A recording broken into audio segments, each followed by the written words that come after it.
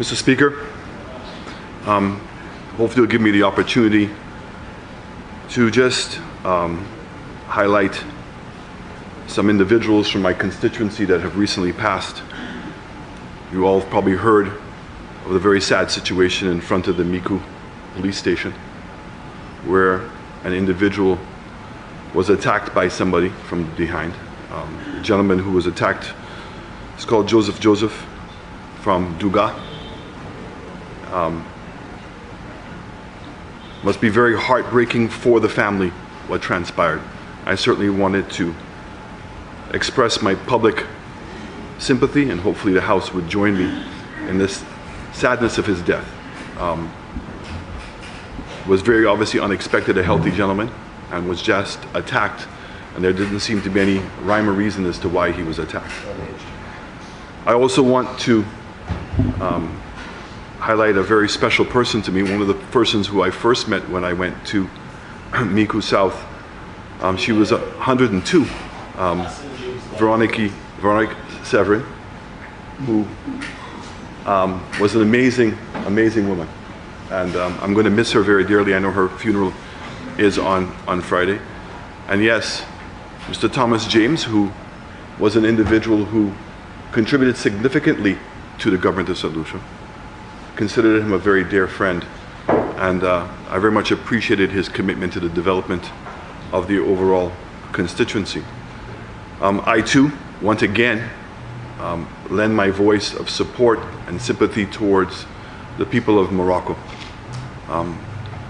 Very, very sad what has transpired. We saw the same thing happening in Turkey with the earthquake. At the last count, I believe that we're certainly surpassing 2,500 people who have perished so far, and there are many more that are probably going to perish in that. And again, Morocco has been a very good friend, as the Prime Minister has indicated to us, both in terms of the fertilizer support that they've given to our farmers for many years, the scholarships, and I was very happy to hear that none of the students that were in Morocco were affected by this, but obviously they probably are a bit traumatized. So again, my sympathies go out to the people of Morocco, and certainly very much appreciate the support the government has given, hopefully to the students, our students that are over there. And I really wish Morocco well in its recovery. Mr. Speaker, this bill, very interesting bill, in that the motion, thank you, the Saudi fund is making available to the government of St. Lucia $75 million. It should be also known that the same sum of monies have been made available to several, if not all, of the CARICOM countries as well. And I very much appreciate the Saudis' interest in the Caribbean and their expansion on the international scene, and I think this is very worthwhile coming. I'm also very grateful, I'm sure the member from Beaufort South would also be grateful, that unlike some of the other development agencies that have insisted that this money go through the CDB process, they seem to be allowing the government to negotiate with them on a bilateral basis. And I think that that's very, very, very good. There's an old saying, Mr. Steve, I wish it was not really an old saying, it was something that became very, very famous in the murder case with O.J. Simpson. I think we remember when Cochran stood up and he said, if the glove doesn't fit, you must acquit. And I would say to you that that's where we are in many ways, Mr. Speaker. You know, today is a good day, but it's a day that's worth of some reflection. I've sat back and I've listened to two contributions in the House who continue to seem to perpetuate a story that certainly the facts don't rise to those statements. And that's why, if the glove doesn't fit, you must acquit. If the evidence is not there to support and substantiate the allegations, you cannot make them. So, Mr. Speaker, I would like to take the opportunity. I'd like to take this opportunity, Mr. Speaker. Member of Castries Central, please allow the member to make his contribution. that this situation clearly started after the fire. And the initial decision that was made by the then Stevenson King administration was to repair the damaged theater that was burnt, and also to take the time to fix up some of the existing buildings, but certainly not to really expand the overall services that were being provided. And to move the persons back from the stadium as quickly as possible. And then there was talk to build a new hospital for St. Jude's. And several locations were identified. Work commenced about a year before the elections, and members on the opposite side have continued to allege then that when they came into office, that works had only been 30% completed. Although there were claims by then Stevenson King and our administration that works had been almost 80% completed and could have been finished. Okay, so you can go back in history and look. So, Mr. Speaker, the then Prime Minister, and I will then go through it when he came in, Dr. Anthony, was faced with the dilemma as to, do I continue to work on this particular project or to proceed on building a new hospital?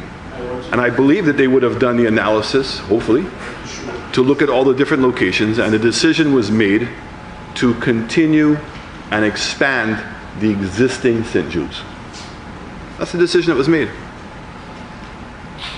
And when you look at the, and I'll get to it, the exit report of Shanta King, one will discover the reason why many people do not go in an attempt to refurbish old buildings. And I want us to remember, when we speak about old, the St. Jude's building is 80 years old, Mr. Speaker. 1942 is when that building was first opened.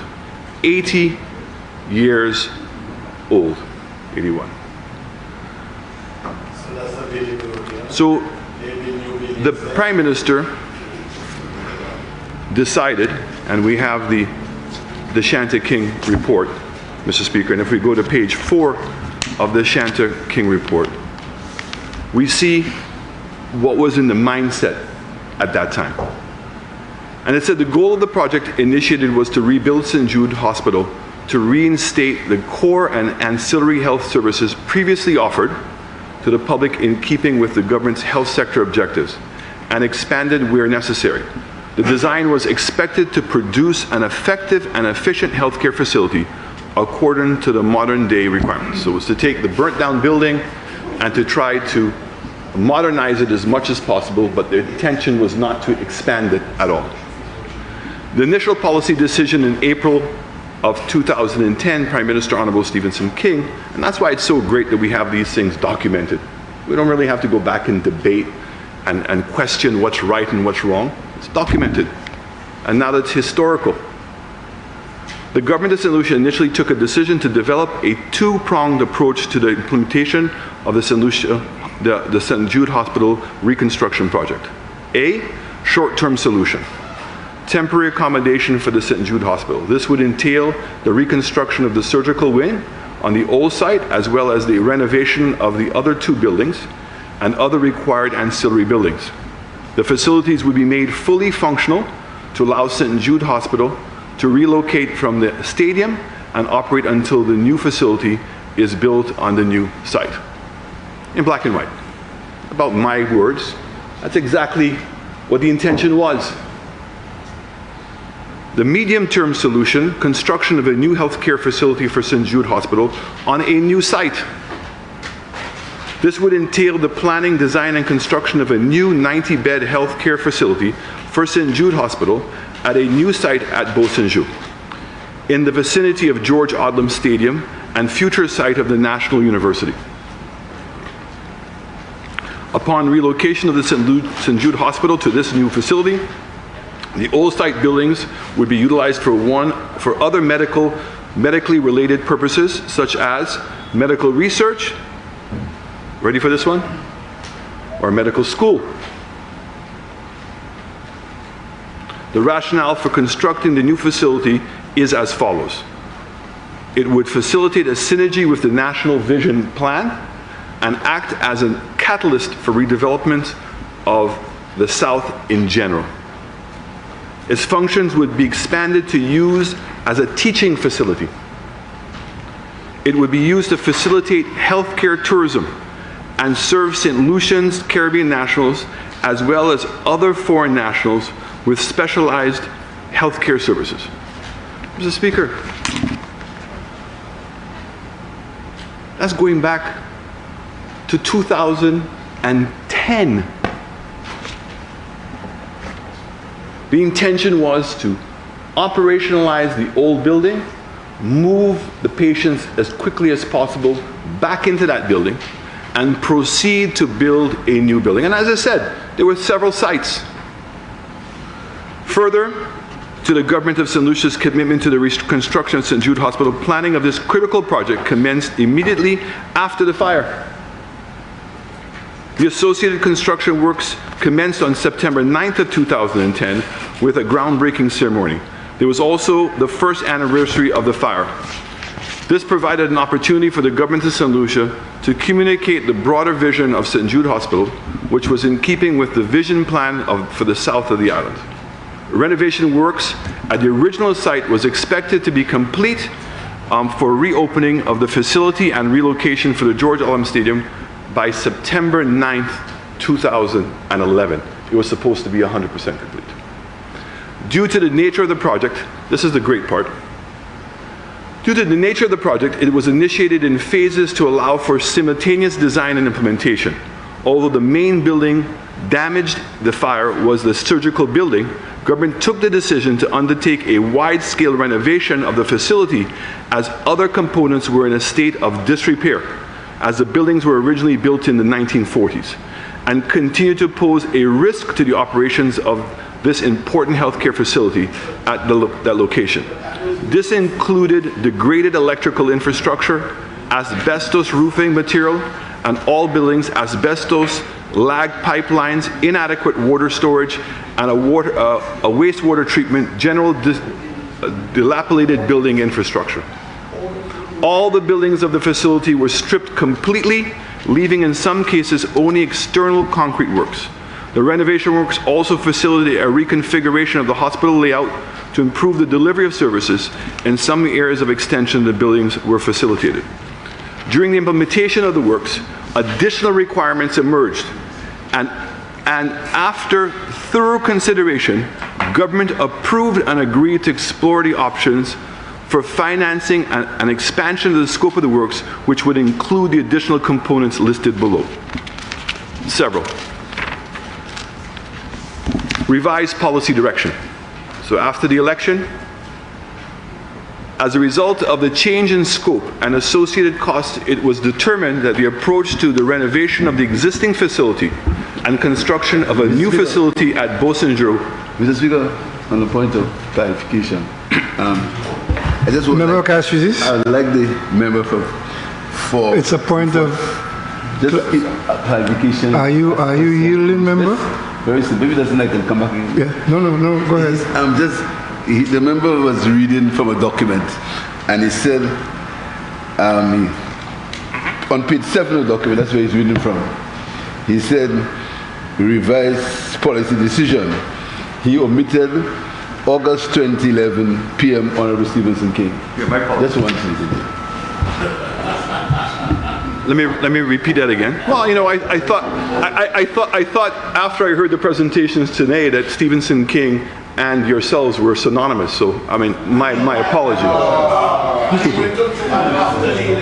Revised policy direction on August of 2011. So after the decision was made to fix up the old hospital, and it was gutted, and it was determined how much work would have to be done before the elections, because the elections took place in November of that year, Stevenson King, his administration, made a policy change.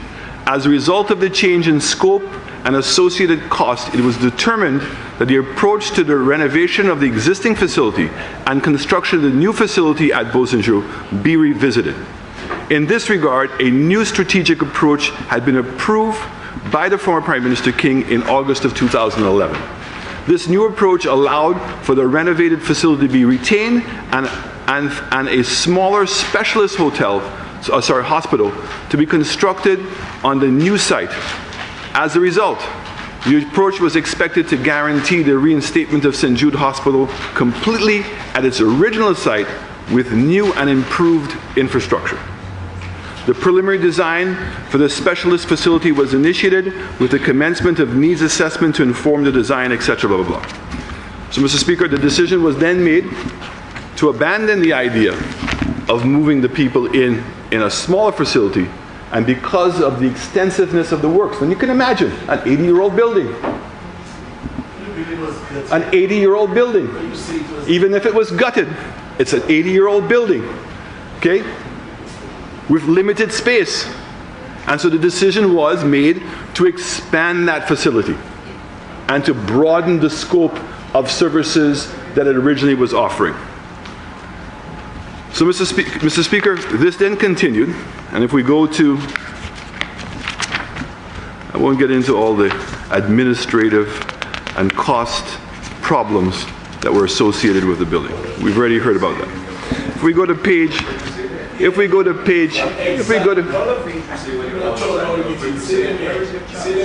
Speaker, I'm not going to have enough time. Are you going to give me more time? Are you going to give me more time? Are you going to give me more time? Anyway. Mr. Speaker, the Shanty King report, and I will get to it. The total project expenditure when the new administration came in for the 5 years, and they continued the program of expanding the hospital and decided to expand it even further. So to take the special technical hospital and actually make it now the real hospital, a new modern hospital, is what the intention was. And so in the 5 years, Mr. Speaker, including the 2 years with Minister King, the total project expenditure as of July 31st, 2016 was $98,451,000. But that did not include bills that were still outstanding and had not been processed. We now know in the report that that amount came to $130 million was spent on the building. Yes, $130 million is what had been spent on the building. Okay? The project costs consist of payment of invoices and certificates from the contractors. So, Speaker, if we now go to page 18, Mr. Speaker, issues, challenges, and constraints. So again, I think that this summarizes many of the things that are detailed. Member for Castro Central. Mr. Speaker, on a point of order, I sit here and I'm trying desperately to contain myself and to listen to the contribution for the member from the member for Miku South. But Mr. Speaker, he continues to mislead the House. He indicated that the Shanty King's report said that the original St. Jude cost X amount. And he goes on to say, we now know that it cost 130 million. What is the source of his information? That is misleading the House, Mr. Speaker. How is that misleading the House? Because he referred to the Shanty King's report initially, indicated what the tabulated amount was, and then goes on to say, we. No, he also said that figure did not include some outstanding bills. Yes, but Mr. Speaker, he must... That is not misleading the House. Well, Mr. Speaker, he must give the source of the information at the very least. But I understand that. But the lack of the source of information cannot amount to misleading the House. Well, if you so rule, Mr. Speaker, I have to accede to your ruling. But can you ask the member to make the source of his information available to members of the House? Very well. Mr. Speaker. Mr. Speaker, on a point of order. Member for Castries North. The member for Mico South indicated that up to the time of my leadership as Prime Minister, the expenditure was 98,451,346. No, I think he said to the 31st of July, 2016. Okay. So again, just to help my colleague, Mr. Speaker, if I can, I didn't read it, but I'll go ahead and read it. It says, please note that all expenditure for all financial years confirmed by the PMU and the Accounts Department. However, Accounts Department confirmation is pending for financial year 2016-2017 for a period ending in July 31st, 2016. And the report that speaks to the additional amount of monies was both in the FDL report as well as in your own report that was written I think over a year ago, a year and a half ago. So, Mr. Speaker, this part's very important. So we've heard today, financial resources, number one, this is on page 18, financial resources not available at the commencement of the project to facilitate the vision articulated in the policy direction. And everybody's admitted to that.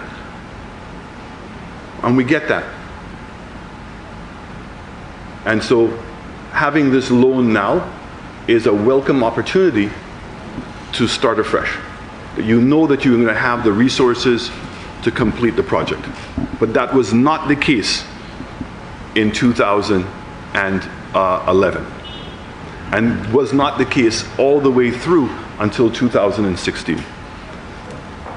Project was initiated as a result of an emergency and did not go through the normal project development cycle of similar projects, which is historically 5 to 10 year period to physical implementation. And I think that we all understand that. There was a fire, there was need for a hospital. Nobody expected, nobody went into the stadium thinking that we were going to be in the stadium for 13 years. No one. So all the political rhetoric that goes along with that, nobody intended that to be the case. And the PMU admitted that they were working in what we call parallel. Trying to find money, trying to work on a design, and trying to expedite the project as fast as possible. That's what the PMU unit was trying to do. Minister, we can agree to disagree. This resulted in initial policy direction of basic renovation on old site and new development of a new site through a, it's just amazing to go back and to read these documents, Mr. Speaker.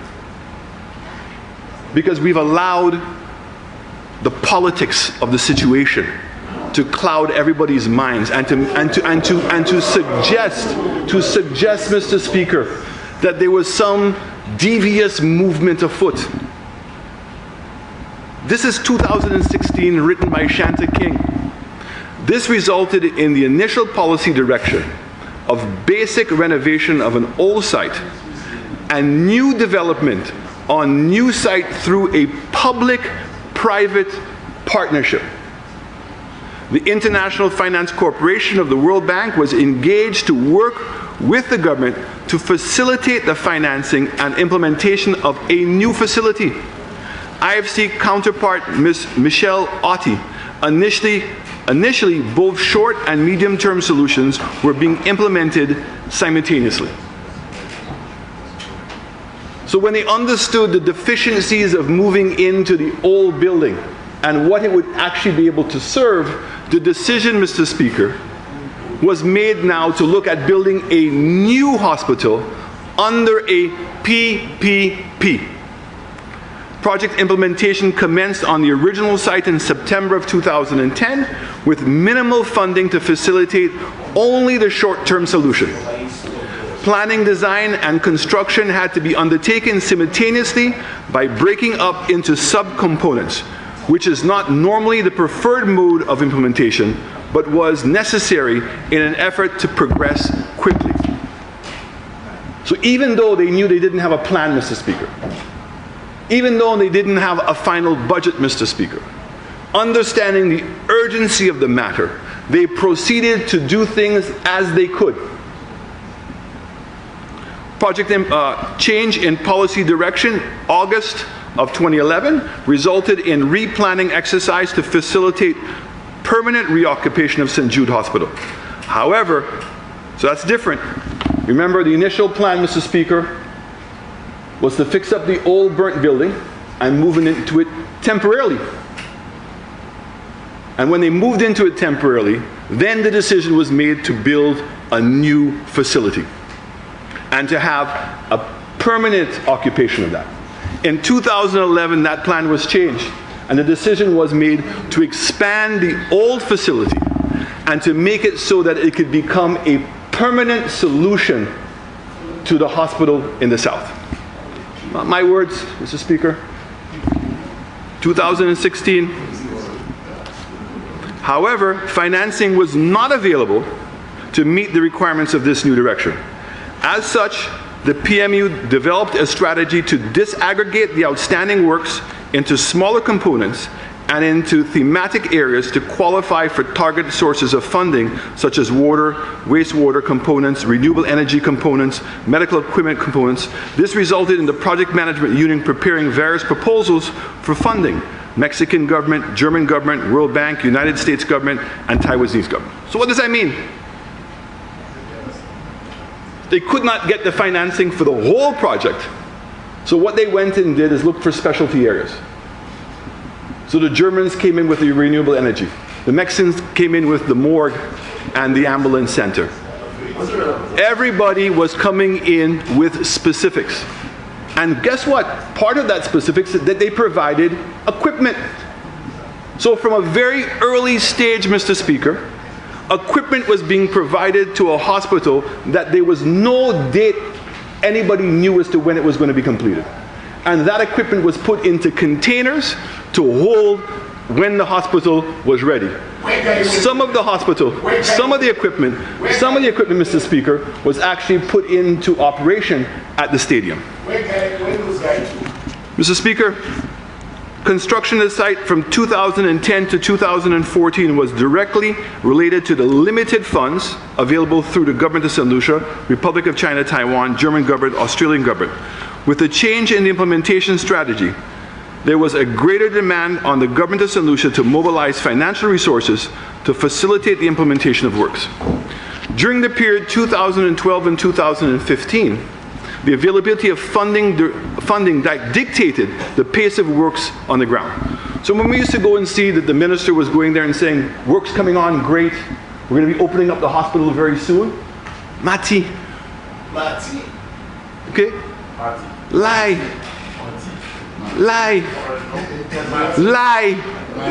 And that's why every single time up until the elections in 2016, okay, all we kept on seeing was a rollover date as to when the hospital was going to be ready.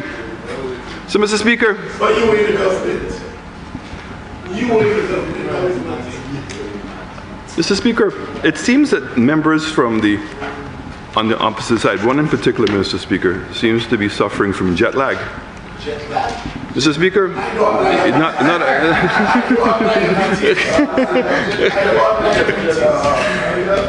in November of 2013, a request was made to the Taiwanese government for a loan to facilitate the completion of the hospital. This loan was processed and approved with the signing of Member for Microsoft, just hold on. Members, whilst I'll tolerate interactions which are clearly designed to deal with the bill, I will not tolerate interactions that are meant simply to disturb the member on his feet. Please proceed. Thank you very much, Mr. Speaker. Phase 1 included all areas which could have been completed with the Taiwanese loan funds, which would permit St. Jude Hospital to relocate from the stadium. This included all buildings in the entryway, as well as the critical structures, as well as other structures that could be constructed based on available funds. Also in phase 1 was the German-funded component for water and wastewater components, which was implemented. In keeping with the strategy of submitting multiple funding proposals, the PMU submitted a request for funding for the implementation of renewable energy solutions for the hospital. This was approved for submission in January of 2014 and was submitted to the focal point for the relevant project of the Ministry of Sustainable Development. Phase 2 included the Mexican-funded component. Phase 3 included components that would have been delayed if the requisite funds were not available for implementation with Phase 1, isolation building, decontamination building, accommodation building, training equipment, other equipment, maintenance contracts, general and medical training. And I think for the layman, Mr. Speaker, even though there were 3 components, 3 phases here, clearly the hospital would not have been able to be functional if in fact all 3 phases were not completed. It's impossible. How would you operate a hospital without those basic services and basic supplies? Challenges with the original main contractor, Cyril Donnelly. That's been very well documented. I'm not going to go into that. It speaks about the change over to SADU. It speaks about the contractor that they had providing consultancy. Equipment and materials and storage. This is 2016. 2016, Mr. Speaker. During the implementation of the project, it became necessary to store construction materials and associated equipment. All materials and equipment stored are the responsibility of the relevant contractors until incorporated into the works or installed. Halcro Group Limited to provide the details on equipment and materials in storage on-site and off-site. So materials were not only being stored on-site, but they were being stored off-site. Medical equipment procured through the project currently in storage include equipment supplied by Holier Construction. The storage of the equipment and the furniture from its company was communicated to the project steering committee. The equipment in storage has been reviewed periodically by the consultant, referred to the recommendations by Halcro. Over the last 2.5 years, there have been a number of requests from St Jude Hospital being aware of the equipment storage. Based on the request from the St Jude Hospital, a number of pieces of equipment have been transferred. So again, that's just to reinforce and to provide the evidence, Mr. Speaker, of what I was saying was correct. Equipment had arrived. Equipment was in storage. The problem was the hospital was not ready. And that equipment was being stored, Mr. Speaker, not only on the site, it was being stored in containers in Canada, containers in New York, stored in containers here in St. Lucia, was in containers and in warehouses of the suppliers. So, Mr. Speaker, to come now and want to make this suggestion that in the last 5 years that there was new equipment, there's no new equipment. That's all the equipment that we've been talking about, all the way going back from 2012 to 2016. Supply and installation of medical equipment. Initially, the project scope did not include the supply and installation of medical and specialized equipment. Over time, as the scope changed and there was a need to include key pieces of equipment, over the years, various pieces of equipment have been catered for with respect to replacement upon transfer of the new purchase. However, due to the delay in completion of the works, the equipment needs to have increased due to equipment in use at the stadium. So, after purchasing equipment and sending it to the stadium, now there was a realization that we'd have to go and repurchase new equipment by the time you moved into the stadium. Proposals were received from Accreditation Canada, which never happened. Development Control Authority planning. As of July of 2016, no planning approval. Since the establishment, but it says right here. I'm going to say on page 24, remember from Cass Street, from Viewfort South, it says the application was recommended for approval. However, the Ministry of Physical Development informed that the board has requested a presentation of the project prior to approval.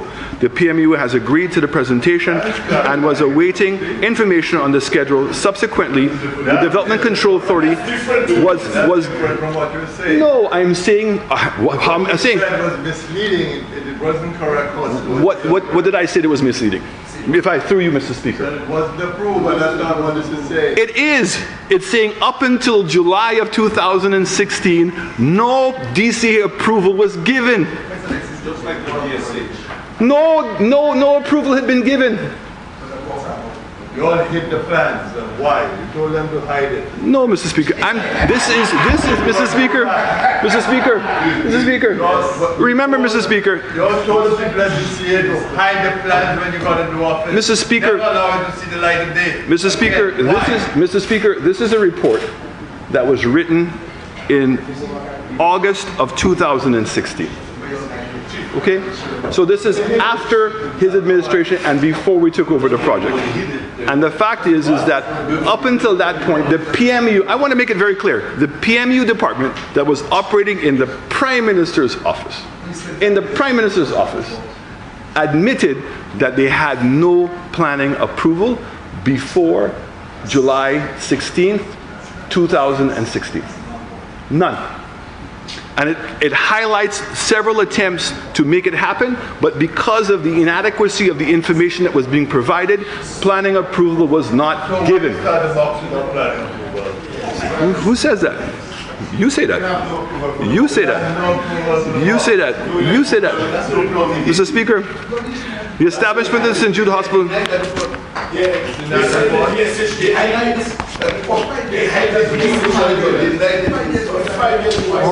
Order.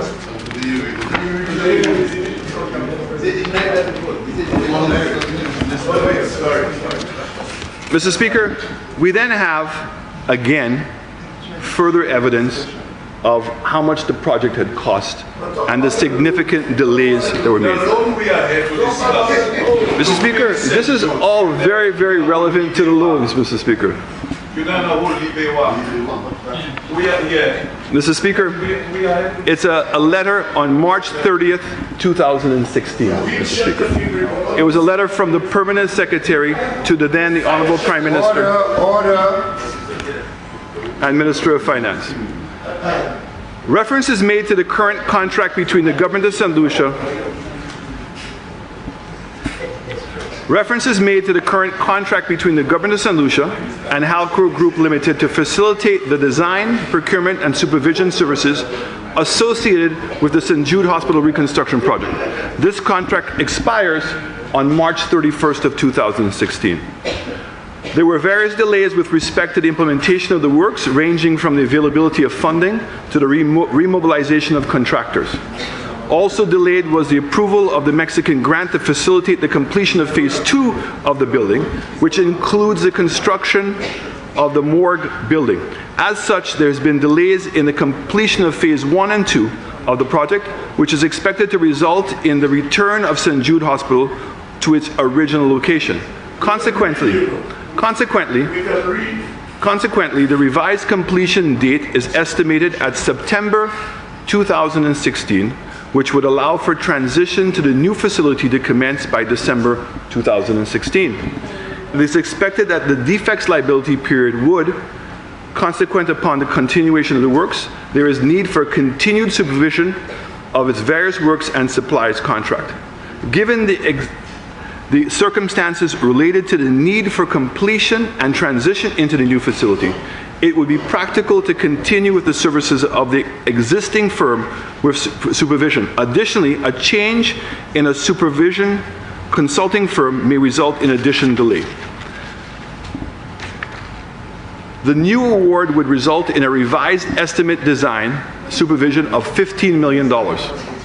Total project cost is estimated, Mr. Speaker, this is a document from the Permanent Secretary in the Prime Minister's office on March 30th. It says the total project cost is estimated at What year? 2016. Well, so say the year. I said a year. You never said the year. I did. Mr. Speaker, the member is definitely suffering from jet lag. I'm not lying. The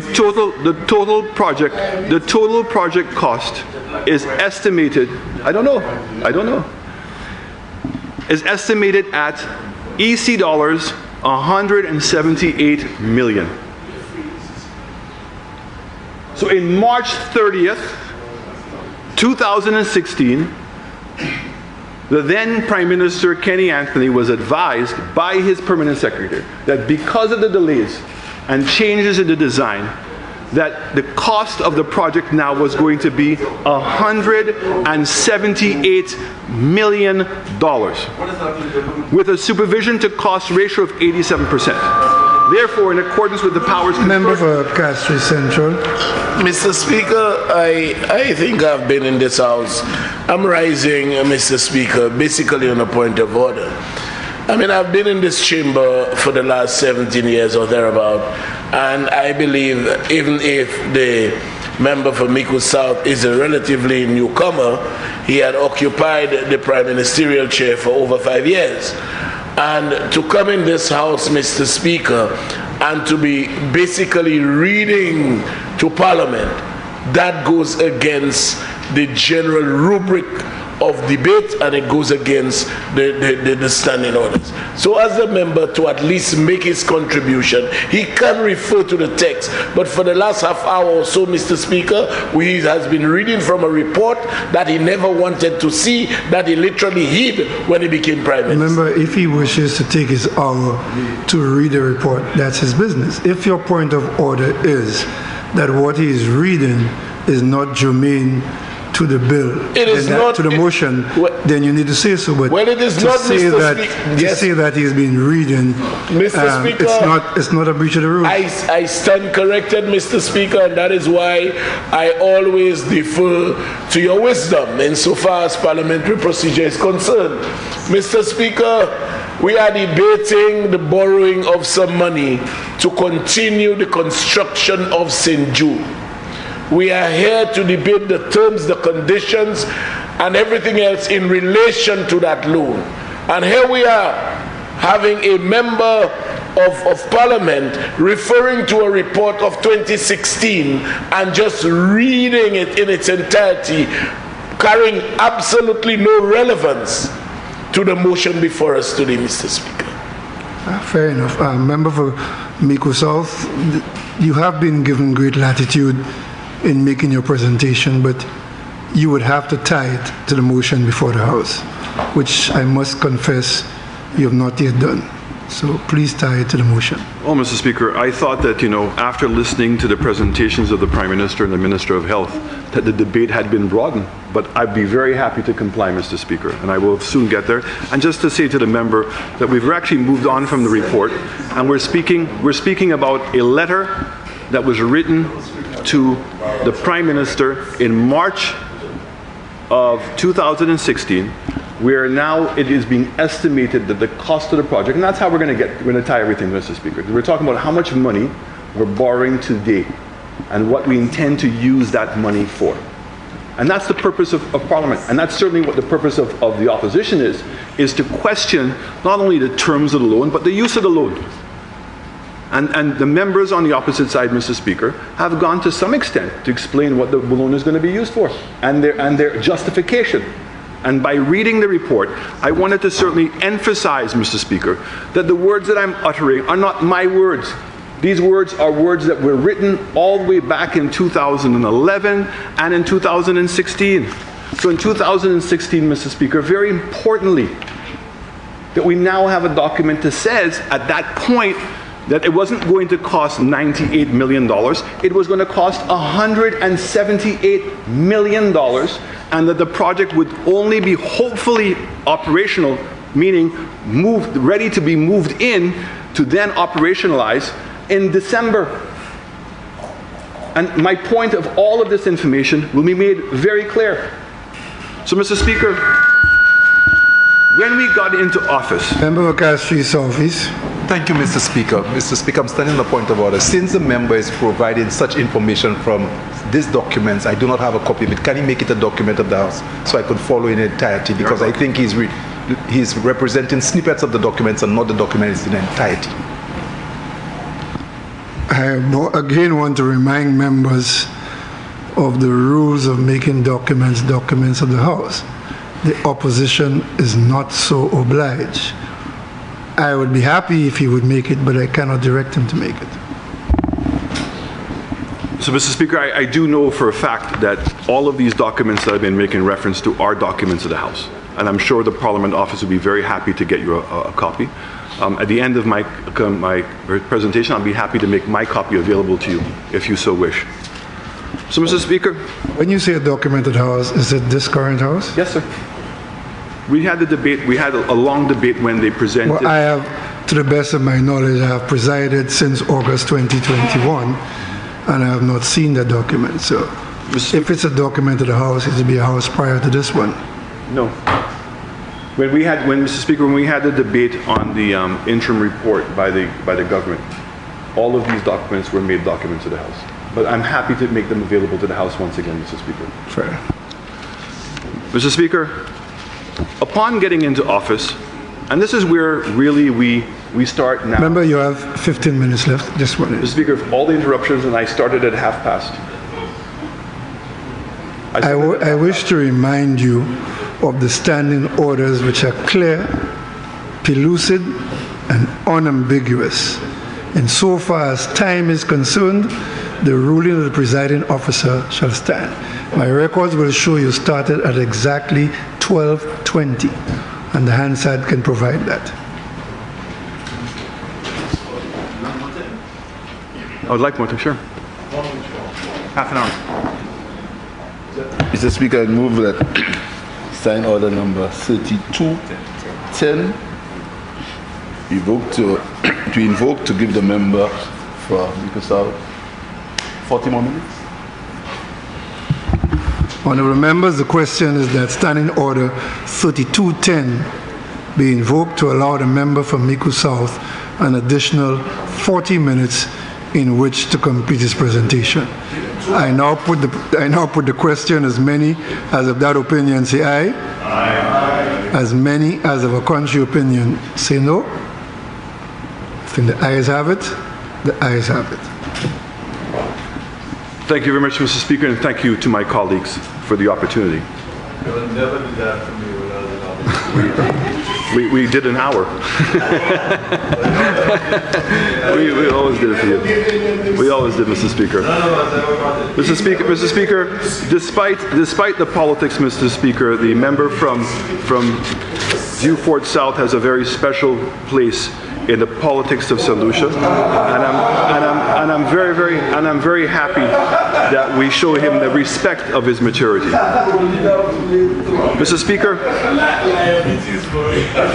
Speaker, here's where the real issue starts coming in, Mr. Speaker, and really now relates to where we are today and the discussion and the motion that's been put forward in front of the House. So we know that when we came into office in 2016, we had a building, a development that with the best intentions, I'm not going to sit here, Mr. Speaker, and cast any aspersions that anybody had any other goal other than doing what they thought was the best for the South. And that's fine. So we had the benefit in 2016, as you have the benefit in 2022, to have history, where you don't have to guess anymore. There's clear evidence of more detailed and factual information as to where we are. And that's important. It's important to know that what they say, that the repeating the same thing over and over again and expecting a different result is insanity. So we saw that in this report, attempts to refurbish, rebuild an 80-year-old building, and at the same time marry the needs of the South and also the role that this facility was going to play, caused the development to continuously to grow in size. So not only we were dealing with the changes of standards, but we were dealing with the change in needs. And as a result of it, We had already spent $130 million, and the expectation, according to the Ministry of Finance in March of 2016, of the then Prime Minister and Minister of Finance, was that it's going to take another $50 million on top of that to complete the building. $180 million. So when we came in, Mr. Speaker, work continued. But work continued at a very slow pace because there was no financing in place to allow the work to take place in a steadfast way. And my government at the time, after a lot of heartache trying to figure out what to do, which included, do we just downsize the ambition of that old building and try to go back to the original concept of just operationalizing it as fast as possible? Because very mindful of, I think that the member from Labrie used to refer to the stadium as the hellhole. Mindful of the suffering that people were going through in the hellhole, which is only a tribute to the workers. Because the hellhole is the building itself. It's not the workers. It's not the doctors. It's not the nurses.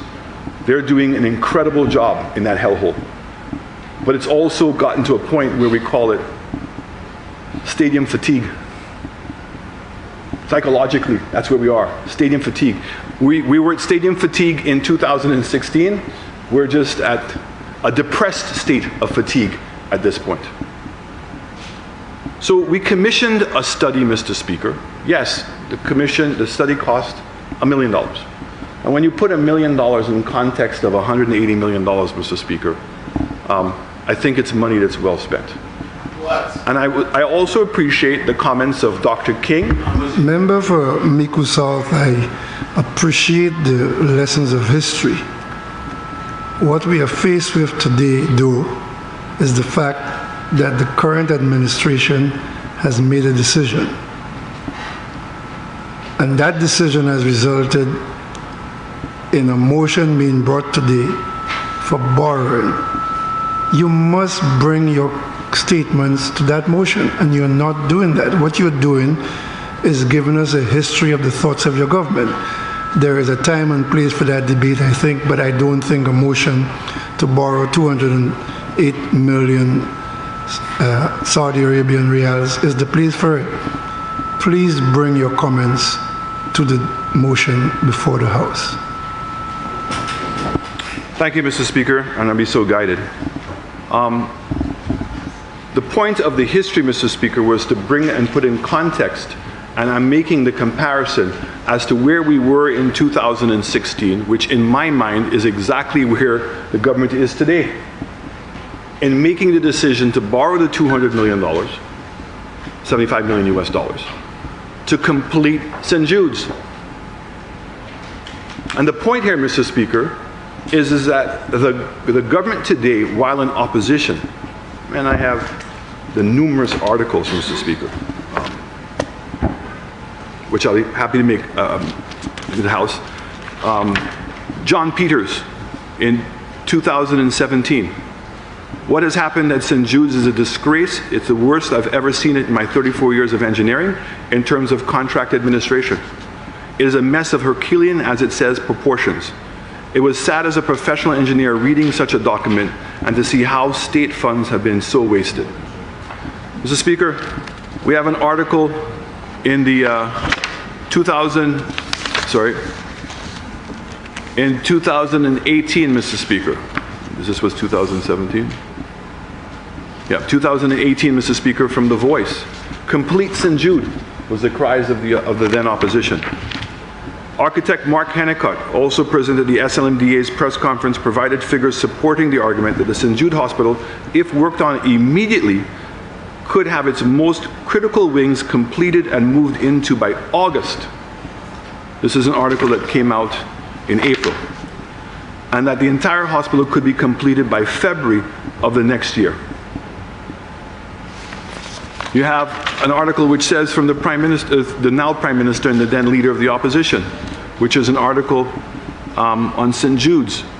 He says, further, the hospital, which was 6 months away from completion, which could have been finished with the loan funds of $20 million that were made available by the RSC in Taiwan, particularly drawn down. So he's saying that when we came into office, the $20 million loan, of which $10 million had already been drawn down, 10 million US dollars, could have completed St. Jude's. It was 90% complete. Mr. Speaker, that is what you all keep saying. Member That for is what the Mico member- South, you are hearing me, but you're not listening to me. There is a history to St. Jude, but a decision has been made. We can debate wrongly or rightly to complete a structure. What we have before us is a motion to borrow money to complete that structure, and you need to confine your comments to that motion. You're not doing that. Saying what the then leader of the opposition said in 2018 and what the former prime minister said does not lend to the motion before us. Please get to the motion so that you can continue your contribution. Mr. Speaker, for your benefit, sir, the issue at hand here is that as the opposition, we're coming here to debate two things of the bill. The terms of the bill. We find the terms of the bill extremely accessible. The source of the monies, the Saudi Foundation, have no difficulties with the Saudi Foundation, as I said from the beginning.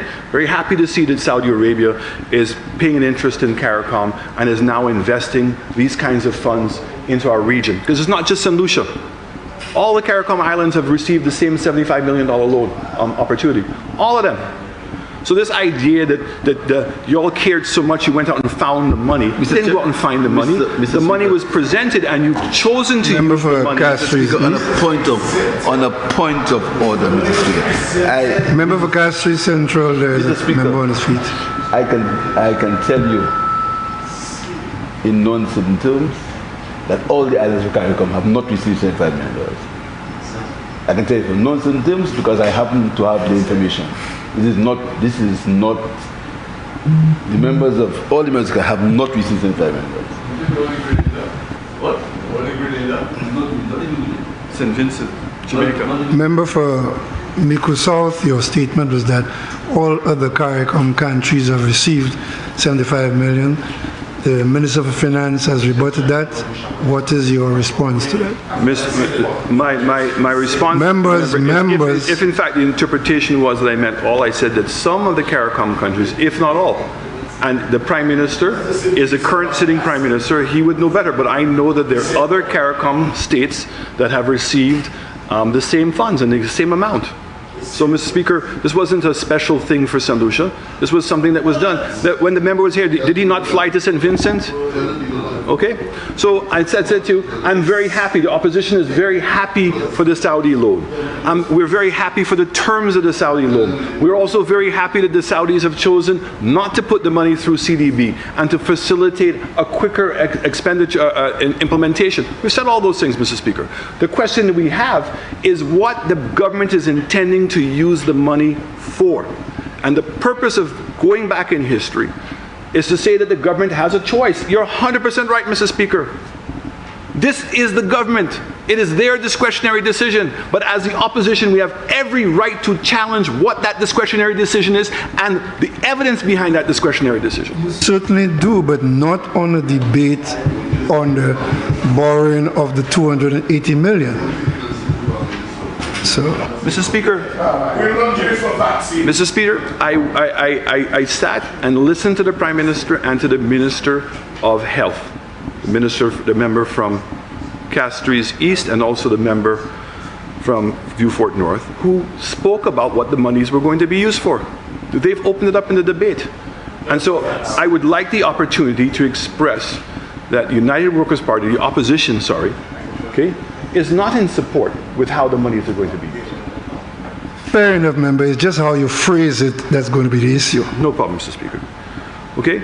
So the point of all of this is to show that when we came into office in 2016, we were faced with the dilemma of a building that it was estimated that was going to take $180 million. another $50 million to complete. And that was when they thought the expenditure was 98, but the expenditure was 130. So it may even be more than the $180 million. Okay, Mr. Speaker? So we also understood, and once we completed the report, and I have the report here, Mr. Speaker, which is the FDL report.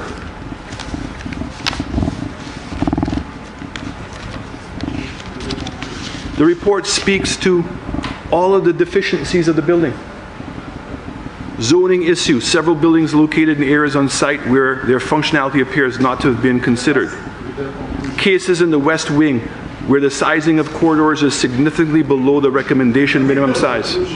The effects egress, the ability of, Mr. Speaker, the members have a 212-page report and want to go to one line, and I'll repeat the line, right, where it says is that despite all of these deficiencies, that the building is salvageable, and the building is salvageable at what standard? And then the question becomes, at what cost, Mr. Speaker?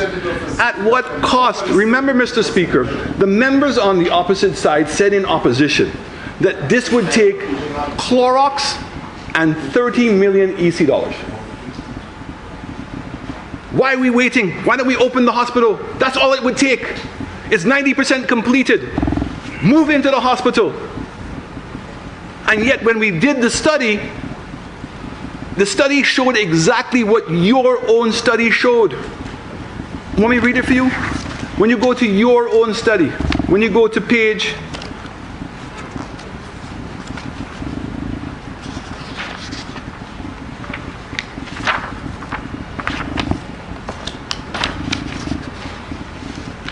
page 18. Sorry, not page 18.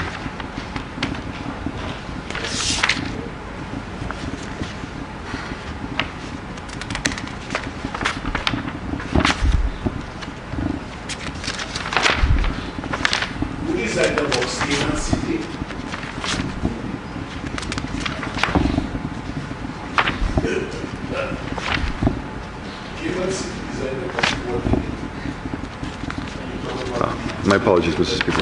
It was hiding on me. If you go to page 28, Mr. Speaker, of the report that was submitted to the Prime Minister by the SJHRP Review Committee, 28th of October 2021.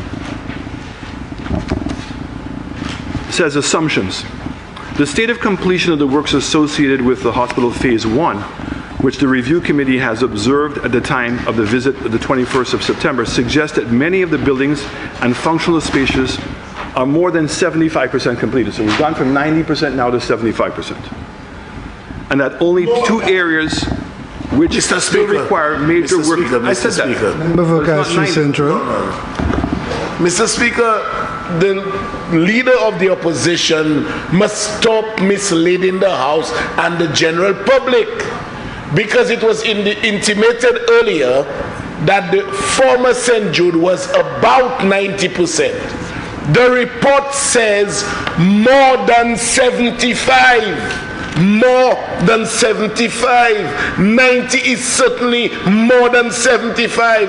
But he's saying it has gone down from 90 to 75. Ask him to stop misleading the public. More than 75. Read it. Read it. Mr. Speaker, regardless of the approach adopted, a transition plan must therefore be based on, but not limited to, any or all of the following assumptions. The government of St. Lucia shall be privy to and can terminate or vary all current ongoing contracts. B, all construction documentation, including project drawings, are ready available for review and for reference by others. Phase 1 can attain full approval from the Development Control Authority.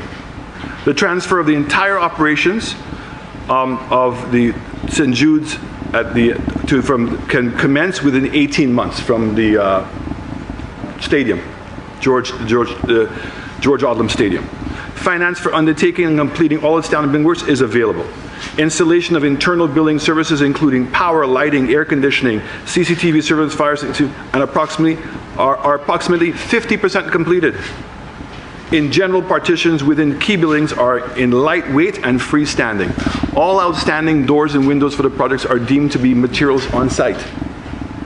All outstanding floor and wall ceiling finishes are deemed to be materials on site. It goes through a whole list of assumptions, and the question is, Mr. Speaker, how much is the completion of the new hospital, of the old hospital, the 80-year-old building, going to cost?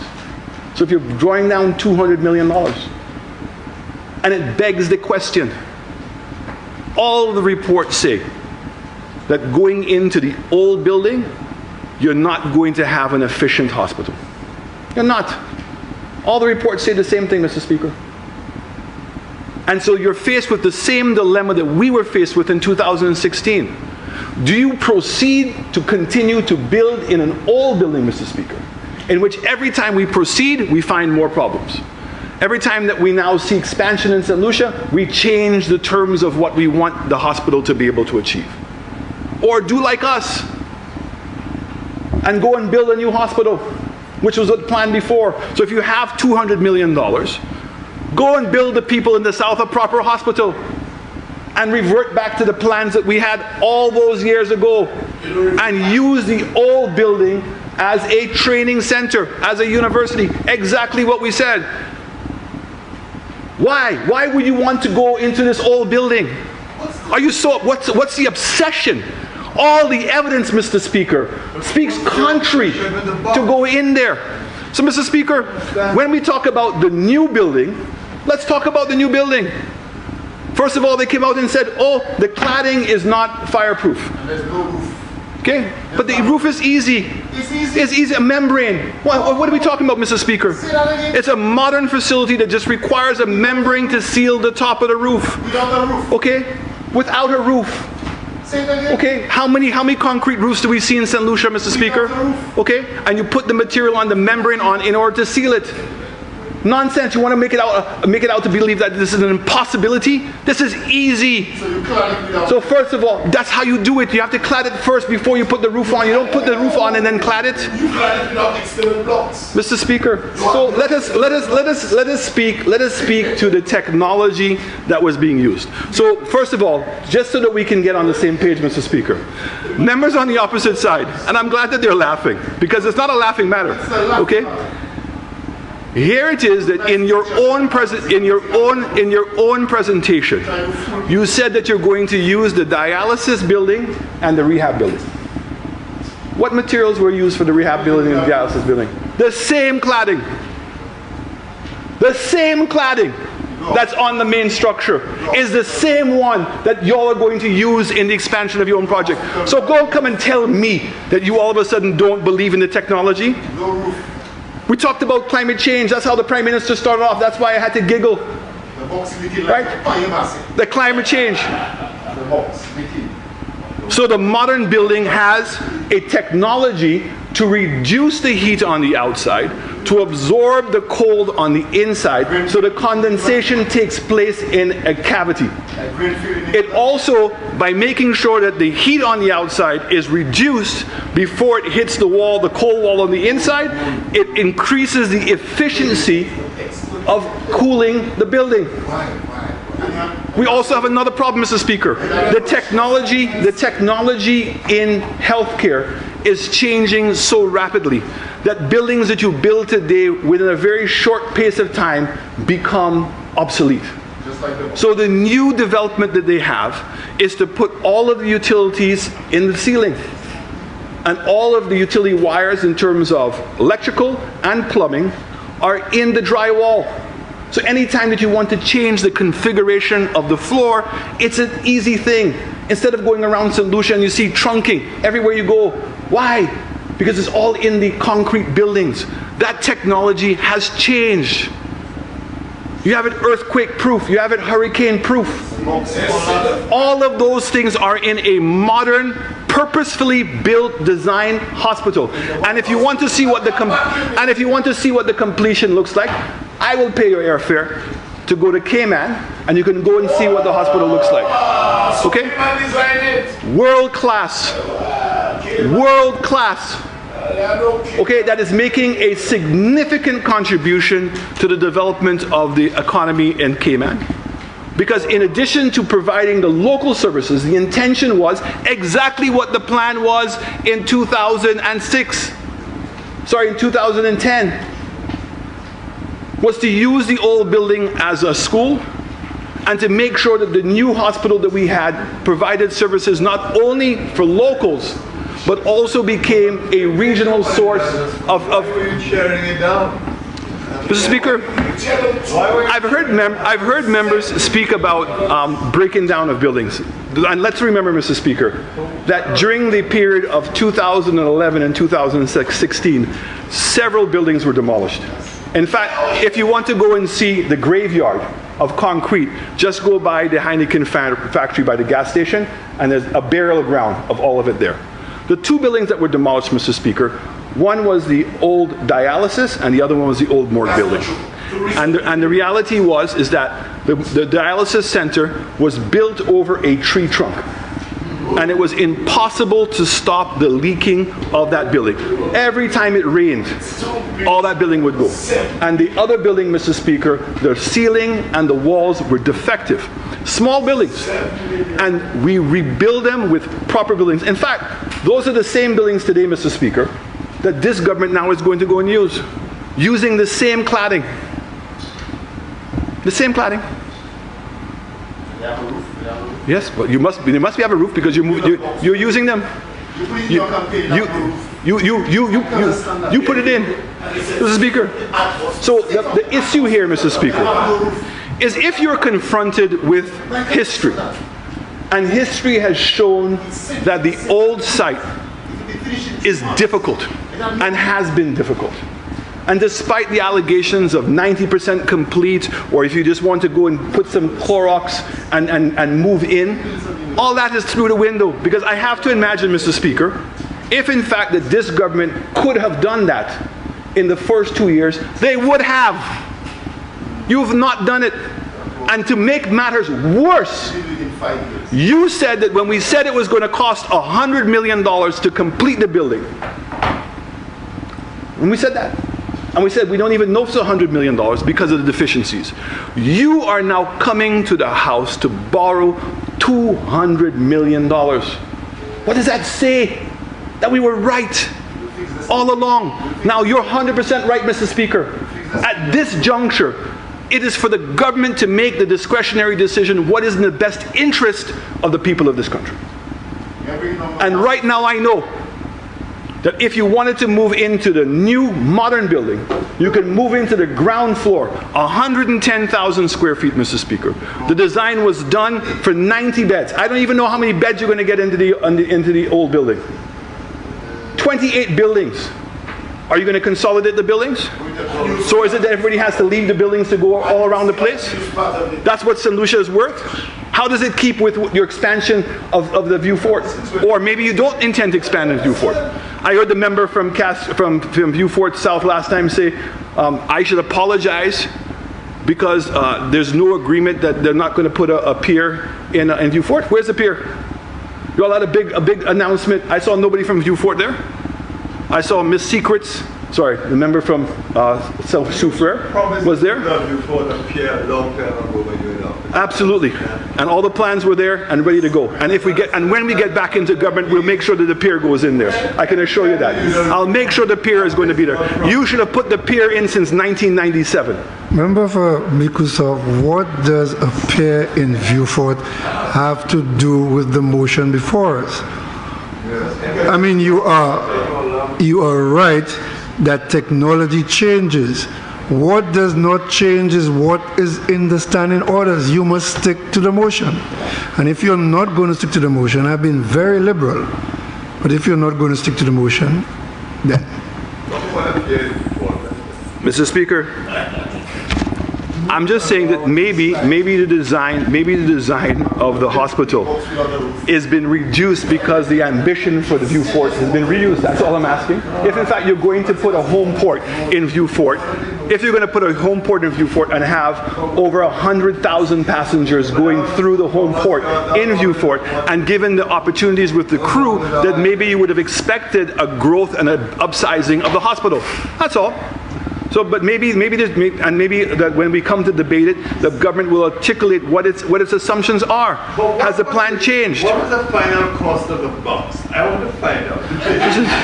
Mr. Speaker, I don't know what the box is, but I can say that in a modern building, we spent $130 million, of which we still owed Fresh Start $25 million, and that we had to $50 million to complete the ground floor. So hence, the loan that was being put to the house, the $75 million that the Prime Minister... Really, it would have been about 300 million EC dollars all total. No. Yes. No, but if you have to spend on the ground, sorry.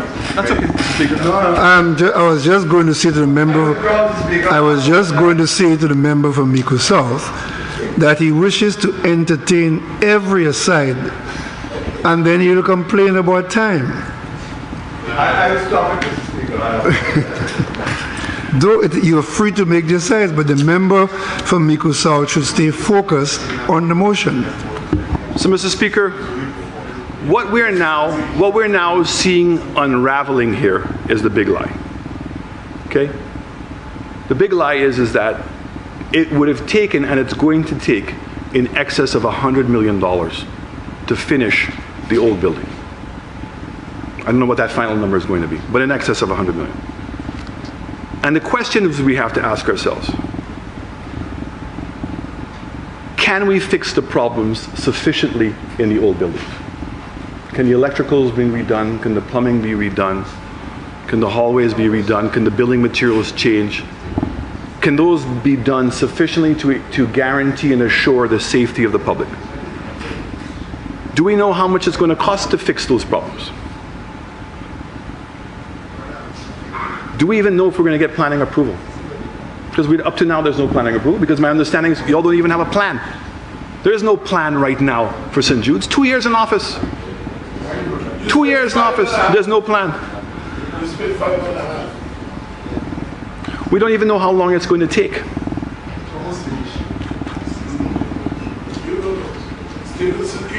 And I would say to you, Mr. Speaker, certainly from a United Workers' Party or from an opposition perspective, Mr. Speaker, our ambition for Viewport is very high.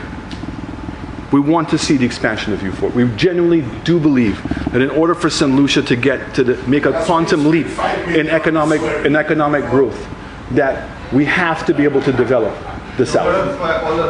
Okay, Mr. Speaker? So the hotel developments, Sandy Beach development into a village tourism complex, horse racing, all of these things we're tying into the airport expansion, to the hospital expansion, the call centers, and with the idea, Mr. Speaker, that persons who have been migrating from the south to the north, leaving their families, that we were going to create an opportunity for Mr. Speaker for them to come down. And not only that, Mr. Speaker, because we've not even discussed a major issue, which I know it's not the subject of this debate, but will be the subject of the debate. When this government was in office in 2011 to 2016, and could not operationalize OKE, what did they have? They had a naming ceremony. And after the naming ceremony, the hospital remained closed, Mr. Speaker, for 4 years. You know why? Because they could not operationalize it, had never put a financial budget in place to operationalize it, Mr. Speaker. And Mr. Speaker, I believe the same thing now is going to happen. They're going to build a monstrosity that is going to be an operational nightmare and is going to extremely increase the cost of operations for healthcare. And they can't even run healthcare today. They can't run it today. The hospital's a disaster. The healthcare center's a disaster. This idea that you're talking about universal healthcare and what you want to come now and roll out some things, okay? So all I'm saying to you, Mr. Speaker, you know, with the horses, at least we had a private sector person paying for the horses. Okay? You on the other hand, are taking taxpayers' money to fool the people and provide them with substandards in healthcare, Mr. Speaker. And so, Mr. Speaker, I look forward to that debate when we can discuss how much it's going to cost to operationalize once you have the plans. Y'all don't even have the plans. So, Mr. Speaker, in closing, I want to be very clear. We support the loan. We're again very appreciative to the Saudi Arabians for what they've done and for their entry into the CARICOM market. We applaud, and we're hoping that more countries will develop bilateral relationships with our islands and go past CDB, because all of us have had our issues with the processes that CDB has and how long it takes to implement projects. And I want to say this, Mr. Speaker. We decided to build a new hospital because we realized the amount of money and the amount of time it was going to take and the uncertainty to rescue the old one would be inefficient. But you know what the difference is, Mr. Speaker? We will continuously fight to save lives and livelihoods, but we will never, ever fight to protect the victory. I thank you, Mr. Speaker.